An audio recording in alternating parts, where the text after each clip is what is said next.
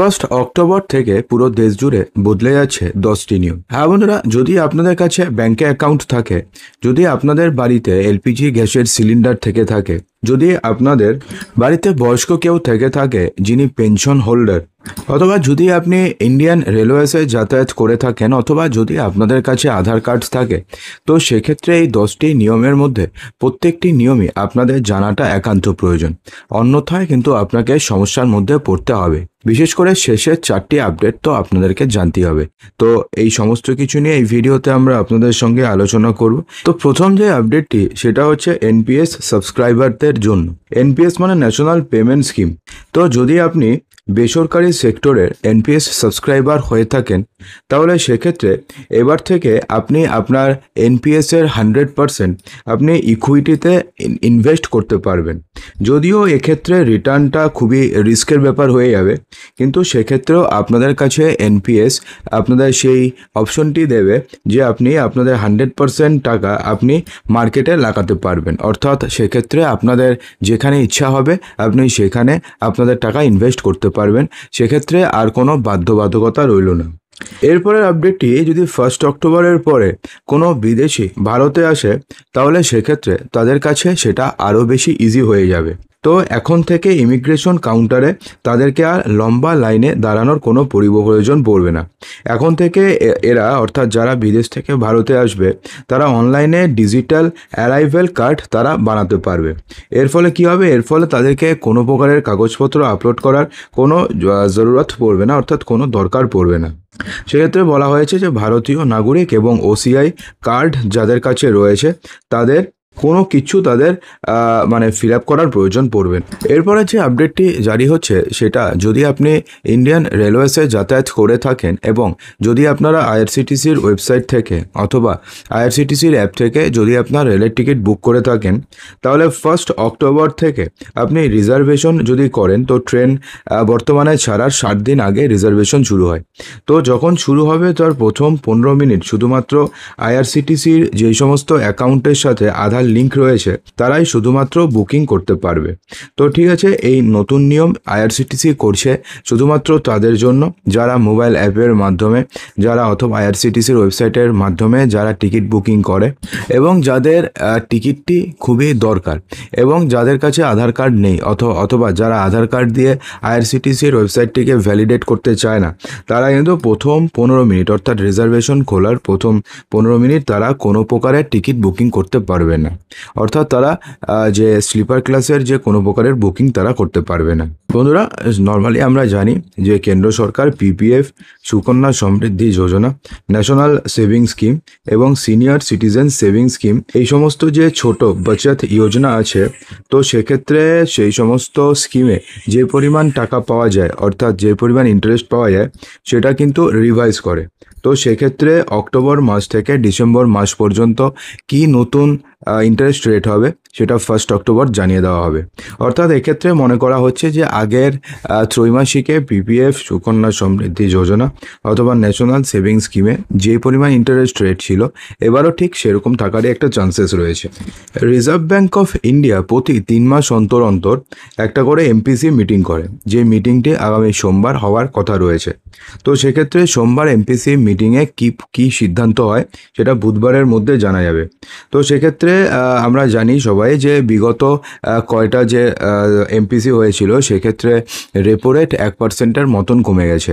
এর ফলে কি হয়েছে, বিভিন্ন যে হোম লোন রয়েছে অথবা যে কার লোন রয়েছে সেক্ষেত্রে ইন্টারেস্ট রেটটা অনেক কমেছে। তো সেক্ষেত্রে এবার যদি রেপো রেট আরও কমে, তো সেক্ষেত্রে আপনাদের যদি কোনো হোম লোন নেওয়া থাকে, যদি আপনাদের কোনো কার লোন নেওয়া থাকে, তো সেক্ষেত্রে ইন্টারেস্ট রেট আরও কমে যাবে। বন্ধুরা, আপনি যদি ইউপিআইয়ের মাধ্যমে যদি আপনি কাউকে টাকা পাঠিয়ে থাকেন অথবা যদি আপনি কিউআর কোড স্ক্যান করে কাউকে টাকা পেমেন্ট করেন, তাহলে সেক্ষেত্রে 1 অক্টোবর থেকে আপনাদের জন্য নতুন নিয়ম জারি হচ্ছে। তো কী নিয়ম জারি হচ্ছে সেই সম্পর্কে জানার পূর্বে আপনাদের কাছে একটা ছোট্ট রিকোয়েস্ট, আপনাদের মধ্যে যারা যারা ভিডিওটি এখনও পর্যন্ত দেখছেন এবং যাদের ভিডিওটি এখনও পর্যন্ত ভালো লাগছে, ভিডিওটিকে এক্ষুনি একটি লাইক করে দেবেন এবং ভিডিওটিকে আপনাদের বন্ধুবান্ধবের মাঝে প্রচুর শেয়ার করবেন। মনে রাখবেন যে আপনাদের একটি লাইক এবং একটি শেয়ারই আমাদের এত পরিশ্রমের ফল। বন্ধুরা, অন্তত 1000টি লাইক এবং 1000টি শেয়ার কিন্তু অবশ্যই করুন। National payments corporation of India অর্থাৎ এনপিসিআই ইউপিআই এর একটা বড়সড় নিয়মের পরিবর্তন করছে এবং এই নিয়ম 1 অক্টোবর 2025 থেকে यूपीआई ऐप्स पर बहुत ही ज़्यादा इस्तेमाल करने वाला फीचर्स যেটা আছে সেটা হচ্ছে পিয়ার টু পিয়ার অর্থাৎ P2P কালেক্ট রিকোয়েস্ট হাটা দেওয়া জায়গা। এর ফলে কি হবে, এর ফলে যদি আপনাকে ইউপিআই এর মাধ্যমে যদি কাউকে পেমেন্ট করতে হয় তাহলে হয় আপনাকে কিউআর কোড স্ক্যান করতে হবে অথবা কি করতে হবে, কন্ট্যাক্ট নাম্বার আপনাকে লিখতে হবে। কিন্তু এছাড়া তৃতীয় কোনো পদ্ধতিতে আপনি ইউপিআই এর মাধ্যমে কাউকে পেমেন্ট করতে পারবেন না।